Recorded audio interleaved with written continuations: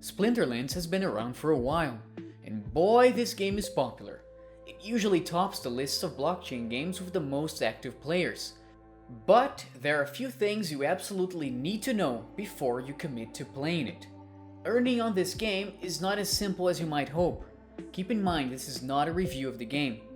At first, the game will allow you to play a tutorial and practice mode for free, but soon enough, it lets you know that you need to pay $10 to be able to join ranked battles, buying the Summoner's Spellbook. And this is important because ranked battles are the way in which you earn money in this game. Every time you win a ranked battle, you get rewarded with dark energy crystals, and these have a value in USD.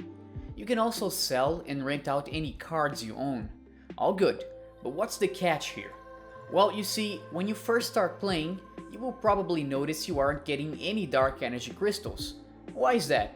Well, to earn them, you need to reach at least the League Bronze 2, and boy, you will probably struggle to do that. You see, in this game, all you do is choose creatures and their positions. You don't actually control any of them in the fights, and that limits your strategies quite a bit, especially if you're only using the base free-to-use cards. Most people playing this game are following ready recipes for different amounts of mana. Mana is something that limits how many creatures you can summon and how strong they are. I feel that this game is very hard, especially if you just started. Maybe I just really suck, but it's been 2 weeks and I still haven't been able to reach Bronze 2. Another very important thing to note here is you also need to have 1000 power to be able to reach Bronze 2. What is power? Well, power is pretty much the value of your cards if you were to convert them to dark energy crystals, but you need to own a few to have power. Another thing is, well, this game is sort of pay to win. How so? Cards have different levels. Two identical cards can be combined into higher level versions of themselves. And these higher level cards, well, they have better stats overall. Like much better, depending on their level. So a player who has spent money on the game buying high level cards will easily beat one who hasn't. Hell, with just the base cards, even top level players will have a tough time climbing above silver. At least that's what I've seen some of them saying. Don't quote me on that. I can't understand it though. Keep in mind there is a level limit to the cards you can use in each league. I think this is the way the developers found to try to limit the pay-to-win aspect, but it's still mainly there. It can make a huge difference. Now, like I said, you can climb the ranks, possibly even up to silver, with the base decks. But it's probably gonna take a while, and it's not gonna be easy.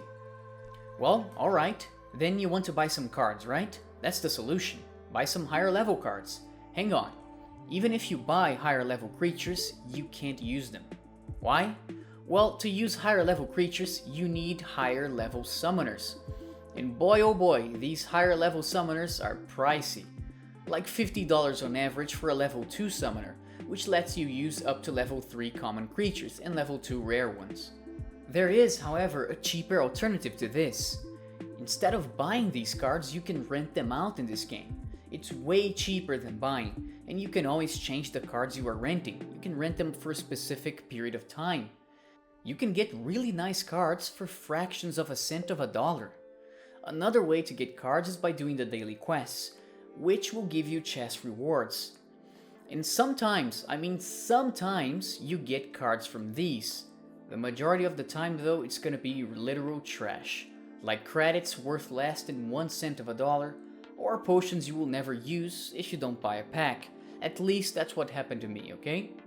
When the season ends, you also get a certain number of chest rewards based on your rank, which, just like before, like in the daily quests, might contain cards. So the higher your rank, the more the number of chests you receive. I did get 1 card from these chests.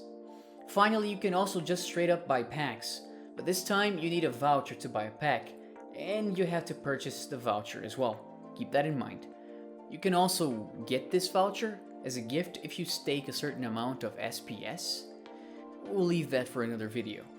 Now, I won't talk about the game's earning potential because, well, I haven't earned any DEC yet. I suck, and I dislike the game way too much to keep trying to get to Bronze 2. Just my perception. I still have to make a full review on the game to explore it in detail. For now, it's just impossible. I can't be wasting any more time on this game. Before we continue, consider supporting me on Patreon. Most blockchain games are expensive, so I'd be able to play and try more games. You can support me for as little as $3. Some of the rewards are early access to the videos, choosing what topics I should talk about next in Q&As. You can also follow me on Twitter if there's anything you want me to check out. Well, that's about it, and I'll see you guys next time.